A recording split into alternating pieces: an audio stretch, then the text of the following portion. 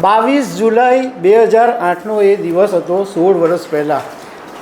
તમે આ ઘટનાને જો ઇમેજિન કરશો ને તો તમને ખ્યાલ આવશે કે આ ઘટના કેટલી જોરદાર હશે. વાત એમ હતી કે શિયાળુ સત્ર ચાલુ રહ્યું હતું, આખું લોકસભાના બધા સાંસદો બેઠા હતા અને એ વખતે ભાજપના 3 સાંસદો મોટી મોટી બેગ લઈને લોકસભાની અંદર પ્રવેશ્યા અને બધાની નજર પડી કે આટલી મોટી બેગ લઈને કેમ આવ્યા. નમસ્કાર. ગઈકાલે સંસદમાં એક બાબતે હોબાળો મચ્યો હતો કે 222 નંબરની સીટ ઉપરથી એક 50,000 રૂપિયાનું 500ની નોટનું બંડલ મળ્યું અને એ કોંગ્રેસના સાંસદ અભિષેક મનુ સિંઘવીનું હતું અને આ બાબતે ભારે હોબાળો મચી ગયો. પણ આજે હું તમારી સાથે 16 વર્ષ પહેલાંની એ વાત કરીશ કે જ્યારે લોકસભાની અંદર 1 કરોડ રૂપિયા આવ્યા હતા અને એ વખતની જે ઘટના હતી એ અત્યાર સુધીની સૌથી વિવાદાસ્પદ ઘટનાઓમાંની એક ઘટના હતી. આ ઘટના વિશે હું તમારી સાથે વાત કરીશ. મારું નામ રાજેશ શાહ છે અને તમે જોઈ રહ્યા છો ગુજરાતના સૌથી મોટા ડિજિટલ ન્યૂઝ પ્લેટફોર્મ ખબરછે.com. 22 જુલાઈ 2008નો એ દિવસ હતો, 16 વર્ષ પહેલાં.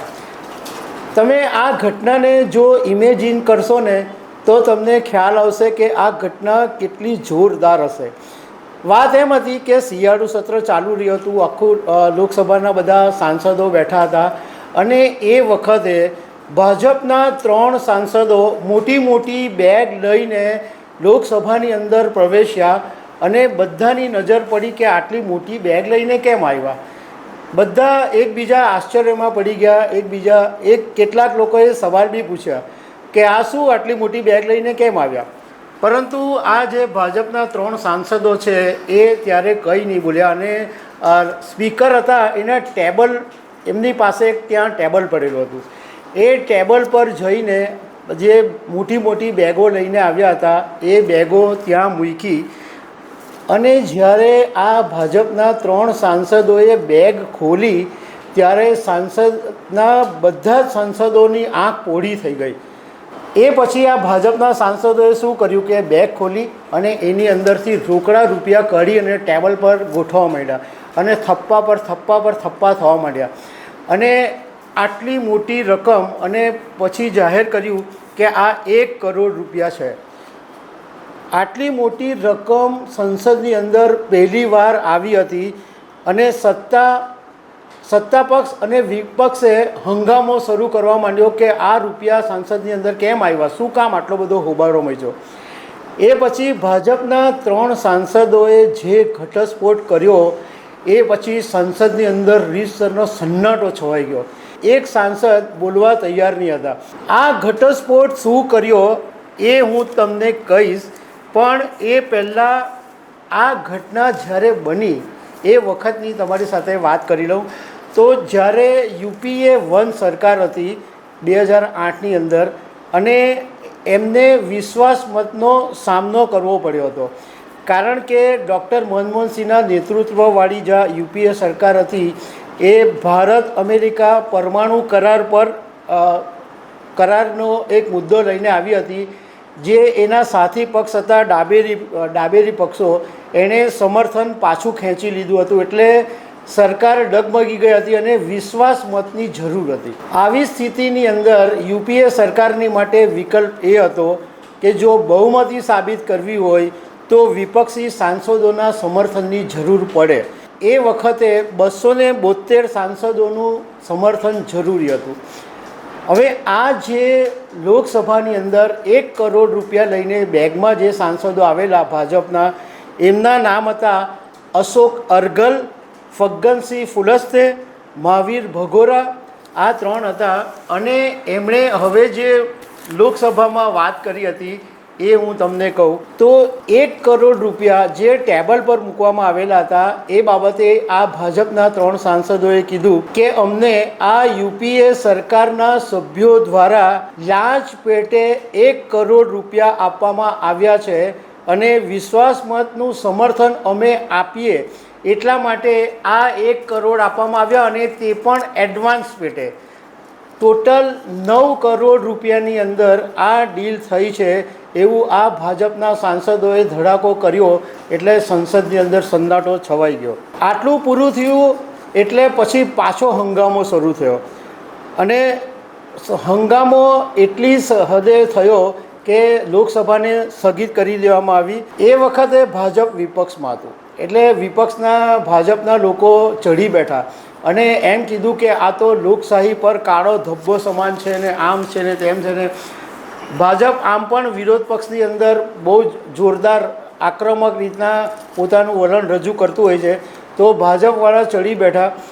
તો બીજી તરફ સરકારે પોતાની પર જે આક્ષેપો લાગ્યા હતા એ નકાર્યા અને એવો આરોપ લગાવ્યો કે આ તો વિપક્ષનું ષડયંત્ર છે. પણ આ જે ઘટના બની એ લોકસભાના ઇતિહાસમાં જેટલી વિવાદાસ્પદ ઘટનાઓ છે એમાંની આ એક ઘટના છે. તો સવાલ એ ઊભો થયો કે શું ખરેખર આ સાંસદોને લાંચ આપવામાં આવી હતી ખરી? એ પછી જ્યારે આ આખો મુદ્દો લોકસભાની અંદર હંગામો મચ્યો એટલે સંસદની એક વિશેષ સમિતિએ તપાસ શરૂ કરી અને આખો કેસ દિલ્હી પોલીસને સોંપાયો અને એ પછી આ કેસની તપાસ CBIને સોંપવામાં આવી.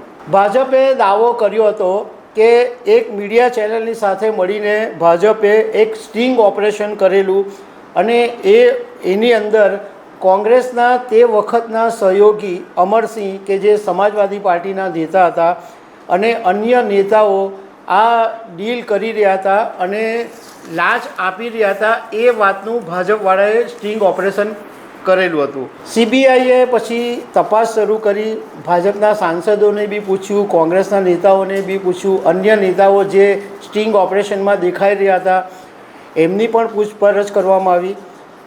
2011 એટલે 2008માં આ ઘટના બની અને 2011માં CBIએ અમરસિંહ અને અન્ય નેતાઓ પર આરોપ જે લગાવેલા એ પૂરતા પુરાવા હતા નહીં. એને કારણે આ જે કેસ છે એ આગળ વધી શક્યો નહીં. 2013ની અંદર દિલ્હીની એક કોર્ટે અમરસિંહ, ભાજપના સાંસદ ફગ્ગનસિંહ કુલસ્તે અને અન્ય આરોપીઓને જામીન આપી દીધા. 5 વર્ષ સુધી તો આમ જ કેસ ચાલ્યો. કેસની એટલી લાંબી પ્રક્રિયા ચાલી કે કોઈ નિષ્કર્ષ જ નહીં આવ્યો કે ભાજપને ખરેખર મળી છે કે નથી મળી, કે આ લોકોએ લાંચ આપી છે કે નથી આપી. હવે તમને કદાચ મનમાં એવો સવાલ થાય કે આ જે 1 કરોડ રૂપિયા લઈને ભાજપના સાંસદો આવેલા એ નોટ ગઈ ક્યાં? તો વાત એમ હતી કે 2008ના જે નોટ ફોર વોટનો જે મામલો હતો એનો ઉપયોગ પુરાવા તરીકે કરવામાં આવ્યો અને જ્યારે 1 કરોડ રૂપિયાનો આ કેસ બન્યો એટલે સૌથી પહેલાં તો જ્યાં લોકસભાના જે સુરક્ષા અધિકારીઓ હતા એમણે પોતે આ 1 કરોડ રૂપિયાનો કબજો લઈ લીધો હતો. એ પછી એનો કબજો દિલ્હી પોલીસે લીધો અને એ પછી CBIએ 1 કરોડ રૂપિયાનો કબજો લીધો અને CBIએ FSLની અંદર આ જે 1 કરોડ રૂપિયાના બંડલો હતા એ બધા FSLમાં તપાસ માટે મોકલ્યા કે આ ખરેખર અસલી છે કે નકલી છે. એ પછી અસલી છે એવું સાબિત થઈ ગયું અને કોર્ટની અંદર CBIએ પછી આ જે 1 કરોડ રૂપિયા છે એ પુરાવા તરીકે રજૂ કર્યા અને કોર્ટે પછી એનો કબજો લીધો અને કોર્ટે એવું કીધું કે જ્યાં સુધી આ કેસ ખતમ નહીં થાય ત્યાં સુધી આ રૂપિયા દેશની ટ્રેઝરીની અંદર સુરક્ષિત રાખવામાં આવે. એટલે એ પછી એ રકમ જે છે આપણી જે સરકારની જે ટ્રેઝરી છે એની અંદર જમા થઈ ગઈ. પછી બન્યું એવું કે બધા એકદમ શાંત થઈ ગયા. કોઈએ પછી 1 કરોડ રૂપિયાની જે રકમ છે એની પર દાવો કરવાનું બંધ કરી દીધું. નહીં ભાજપે દાવો કર્યો, નહીં કોંગ્રેસે કે કોઈએ પણ એવો દાવો નહીં કર્યો કે આ રકમ એમની છે. એટલે મામલો એકદમ ઠંડો પડી ગયો. હવે આની અંદર એક નિયમ એવો છે કે જો કોઈ કેસ સંપૂર્ણ રીતે બંધ થઈ જાય અને જે રકમની વાત આવતી હોય એ રકમ વિશે જો કોઈ દાવો નહીં કરે તો એને સરકાર પોતાની સંપત્તિ તરીકે લઈ લે. અને આ કેસની અંદર પણ એવું જ બન્યું કે આખરે આ જે 1 કરોડ રૂપિયા લોકસભાની અંદર આવેલા એ સરકારે પોતાની સંપત્તિ તરીકે લઈ લીધા. બીજો એક સવાલ તમારા મગજની અંદર એ થાય કે આ ભાજપના જે 3 સાંસદો હતા એનું શું થયું? તો ફગનસિંહ ફુલસ્તે છે એ હજુ લોકસભામાં અત્યારે ભાજપના સાંસદ છે અને મંડલાથી તેઓ સાંસદ છે. અગાઉ યુપીએ સરકારની અંદર રાજ્યમંત્રી હતા. અશોક અરગલ 5 વખત ભીંડ અને મુરેનાથી સાંસદ રહ્યા અને એ પછી તેઓ બિલકુલ નિષ્ક્રિય થઈ ગયા છે અને અત્યારે સાંસદ બી નથી રહ્યા. જ્યારે મહાવીર ફગોરા ઉદયપુરથી સાંસદ હતા, પરંતુ કોરોના મહામારી વખતે એમનું નિધન થઈ ગયું હતું. તો દર્શક મિત્રો, આ એક ઇન્ટરેસ્ટિંગ વાત હતી જે તમારી સાથે શેર કરી. આવી અનેક વાતો સાથે અમે તમને મળતા રહીશું. Thank you very much.